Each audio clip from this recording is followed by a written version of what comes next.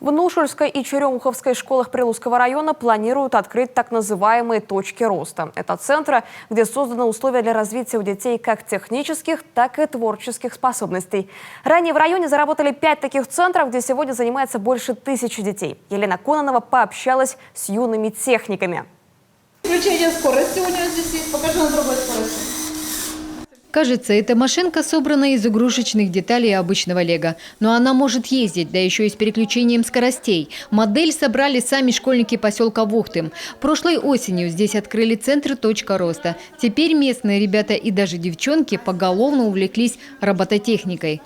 По робототехнике меня именно заинтересовало само роботостроение. Роботостроение – это также программирование этих роботов, программирование каких-то систем для выполнения каких-то задач и самих этих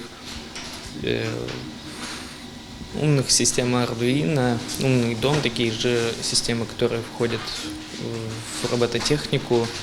Если не хватает деталей, не беда. Можно напечатать на 3D принтере. При помощи учебных дронов и геоскан квадрокоптера школьники будут изучать местность с высоты птичьего полета. А это очки виртуальной реальности. Они помогут ребятам погрузиться в мир фантастики. Даже можно путешествовать среди динозавров, можно, то есть по географии, биологии. Сегодня ребята Вухтыма уже мечтают о соревнованиях по робототехнике и программированию. Но для этого надо еще многому научиться. Для педагога технологии Андрея Федоровича это направление пока мало знакомо. Говорит, сперва прошел курсы в Сыктывкарском кванториуме. Теперь новый предмет изучает самостоятельно. Много, конечно, пришлось это все пережевывать, самому что-то находить еще надо, в интернете находить, самому еще обучаться многому. Тот же самый 3D принтер, я его до сих пор еще изучаю. Буквально вчера, наверное, тоже в чате там общаемся в Телеграме и друг другу советуем, что, как, чего. И там со всей России все точки роста в Телеграме, все общаются, все проблемы там решаются. Когда в 2019 году в Прилузском районе открылись первые 2 точки роста, в Ухтымской школе тоже захотели инновации и подали заявку. В 2020-м на средства муниципалитета отремонтировали 2 кабинета для проектной деятельности и информатики, приобрели новую мебель. За счет республики получили современное оборудование. В 2020 году в Обьячево и в Прилузском районе в целом открыли 3 точки роста. Все они открыты в населенных пунктах относительно небольших. Школы в этих пунктах, на самом деле, к сожалению, достаточно старые в плане помещений. И дети, мое личное мнение, ущемлены по отношению к городским.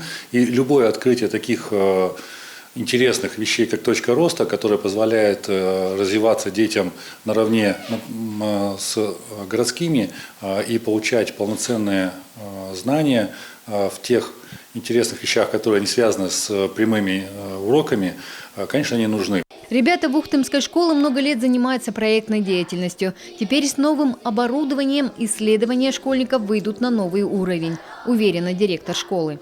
Точки роста у нас все время заняты. Я уже сказала о том, что нам уже не хватает помещений. По расписанию уже трещит по швам, нам уже необходимо расширяться, поэтому мы планируем на будущий год открыть еще несколько кабинетов и вот весь этот блок отдать под точки роста. Робототехникой здесь будут заниматься все от 1 класса и до 11.